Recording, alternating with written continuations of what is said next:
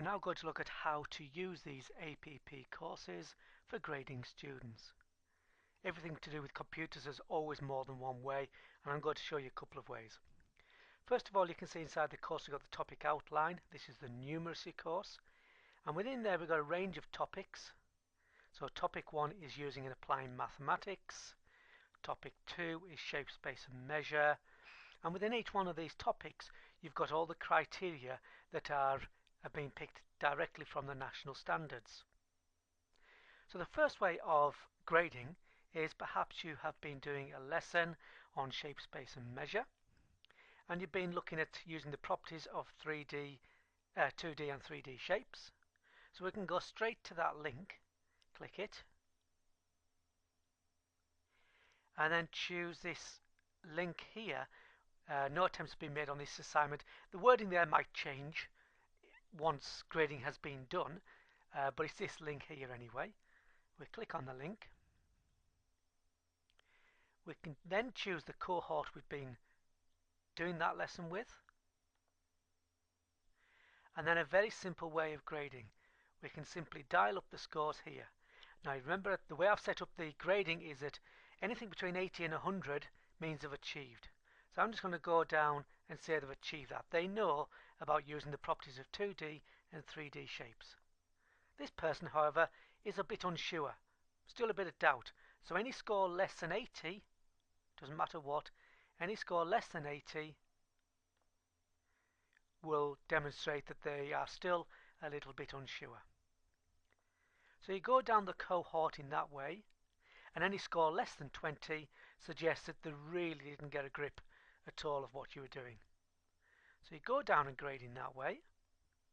Once you've graded, you can leave comments, but I think that's just adding extra work to the process. Once you've added your gradings in there, simply choose whether or not these gradings will be emailed to the students by putting a tick in the box, and then click Save My Feedback. And that's it. They've then been graded. You could then go back to your main course again and choose the next grading item. Perhaps this time it's interpreting appropriate accuracy numbers, etc. And just repeat that process. That's one way of doing it. Fairly straightforward. I kind of like this second way better. And to do that, we click on Grades from the administration block. That brings up the grade report. Now this can be viewed in expanded and collapsed to show different things. First step is to make sure you are working with the correct cohort. And then we can expand and collapse the various levels. So you can see we're working with numeracy here. If we were just been working with shape, space and measure, then we can expand this section up, and that allows us to see the levels, level 1, level 2, and scrolling across we'll get level 3, etc. Shows the levels within shape, space and measure, and then also the actual assignments. So if I was doing level 2, for example, I can collapse down level 1 to get it out the way, and I can just work with level 2. If I hover over the intersection between the student's name and the activity, I get a screen tip that tells me what that activity is. Begin to understand that numbers can be used to count discrete objects, etc. Now to actually grade, what we have to do is scroll across the right hand side and switch on Turn Editing On. This allows us to grade directly into this report. You can see these are the boxes we've got. Okay, so if I'm looking at level 2, what I can do for this pupil is say that they are working towards level 2,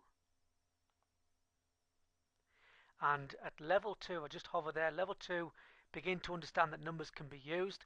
Yes, this student is confident with that, and I can just type 100 into that box. Moving across, begin to use a wide range of measures. Yes, confident in that. Give 100. Move across, distinguish between straight and turning movements. Not quite so sure of that. Give them a score of 70. Hasn't started on describing the position of objects at all, so I'll give them a score of 10 because they're quite weak in that. And we go across adding the grades in that way. And then you can move down to the next student. That seems a lot of work, but generally when you do your grading, you'll probably find that you're only grading on one item at a time.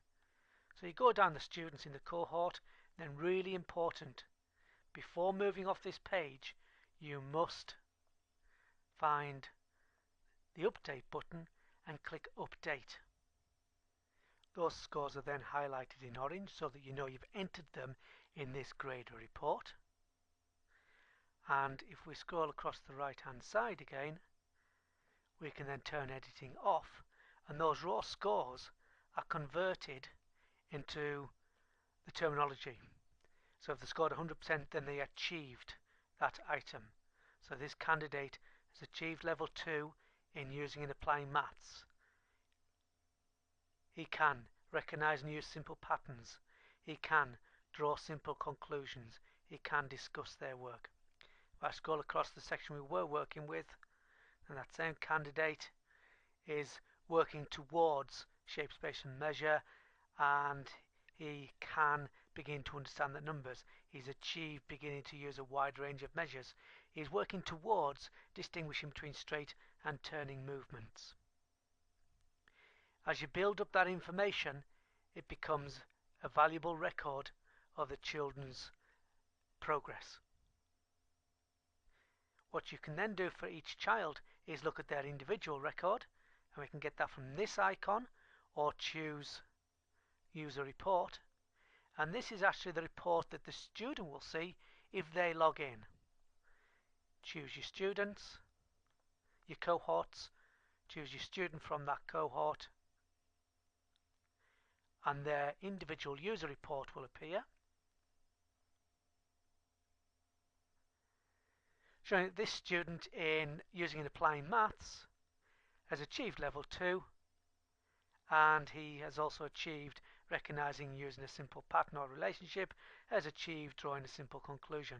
Now the student can see this. So the benefit of that is, if I go down to the section that we've just been working on, that this student now knows that he's still working towards distinguishing between straight and turning movements. He knows where to target his learning, as do his parents.